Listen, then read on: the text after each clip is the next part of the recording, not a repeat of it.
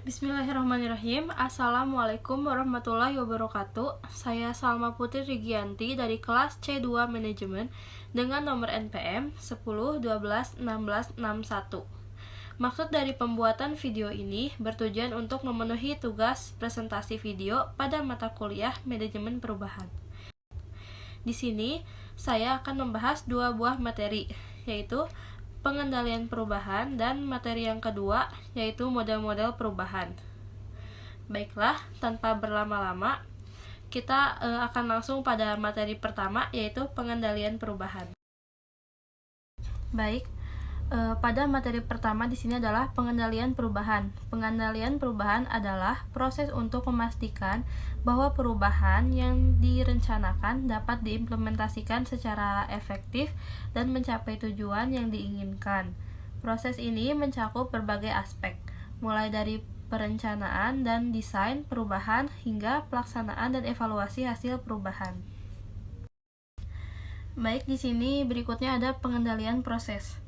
Pengendalian proses adalah aspek pengendalian perubahan yang berfokus pada memastikan bahwa perubahan diimplementasikan sesuai dengan rencana dan desain yang telah ditetapkan. Aspek ini mencakup kegiatan-kegiatan seperti yang pertama ada monitoring dan evaluasi kemajuan perusahaan, yang kedua penyesuaian rencana dan desain perubahan jika diperlukan, yang ketiga pengendalian terhadap sumber daya dan waktu yang dibutuhkan untuk perubahan. Lalu berikutnya yang ketiga ada pengendalian substansi. Pengendalian substansi adalah aspek pengendalian perubahan yang berfokus pada memastikan bahwa perubahan yang diimplementasikan benar-benar mencapai tujuan yang diinginkan. Aspek ini mencakup kegiatan-kegiatan seperti 1. Pengukuran hasil perubahan, yang kedua analisis efektivitas perubahan, yang ketiga penyesuaian perubahan jika diperlukan. Berikutnya yang keempat ada pengendalian lingkungan.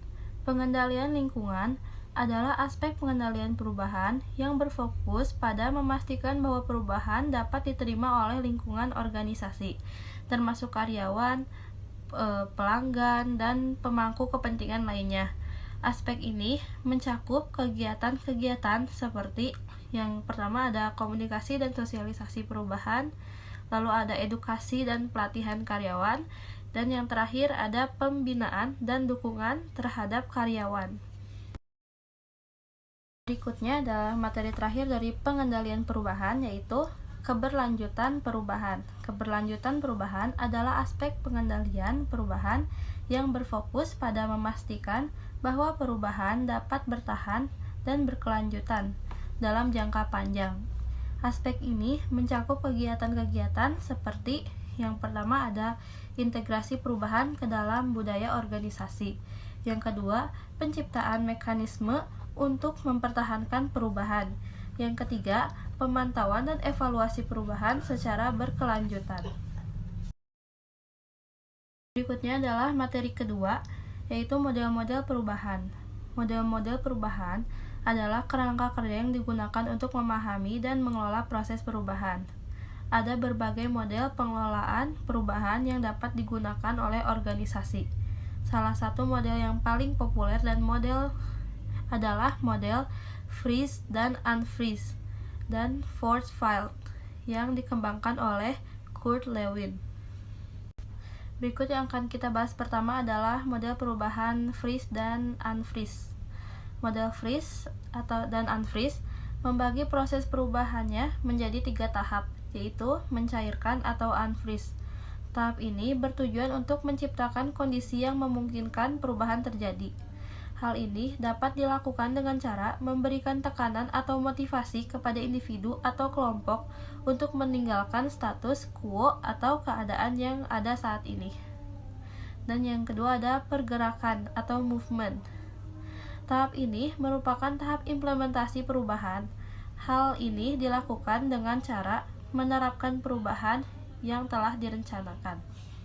Lalu yang ketiga ada melakukan kembali atau refresh. Tahap ini bertujuan untuk memperkuat perubahan yang telah diimplementasikan. Hal ini dapat dilakukan dengan cara memberikan dukungan dan penguatan kepada individu atau kelompok untuk mempertahankan perubahan.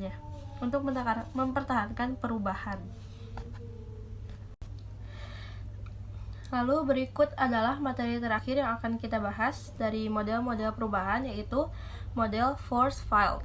Model force field adalah sebuah teknik manajemen perubahan yang dikembangkan oleh Kurt Lewin pada tahun 1951. Model ini didasarkan pada gagasan bahwa perubahan terjadi karena adanya keseimbangan antara kekuatan yang mendorong dan kekuatan yang menghambat. Model force field membagi proses perubahan menjadi dua aspek, yaitu kekuatan mendorong. Kekuatan-kekuatan yang mendorong yang menyebabkan terjadinya perubahan. Lalu yang kedua ada kekuatan penghambat. Kekuatan-kekuatan yang menghambat yang sehingga terjadinya perubahan. Model ini menekankan pentingnya mengidentifikasi dan mengelola kekuatan-kekuatan pendorong dan penghambat perubahan. Kekuatan pendorong harus diperkuat, sedangkan kekuatan penghambat harus diminimalkan. Model force field dapat digunakan untuk menganalisis situasi perubahan yang sedang dihadapi oleh suatu individu atau organisasi. Sekian materi pengendalian perubahan dan model-model perubahan yang dapat saya sampaikan. Selebihnya, mohon maaf apabila banyak kesalahan kata dan kekurangan dalam penyampaian materi. Sekali lagi, mohon maaf. Terima kasih atas perhatiannya. Saya Salma Putri Rigianti, pamit undur diri. Wassalamualaikum warahmatullahi wabarakatuh.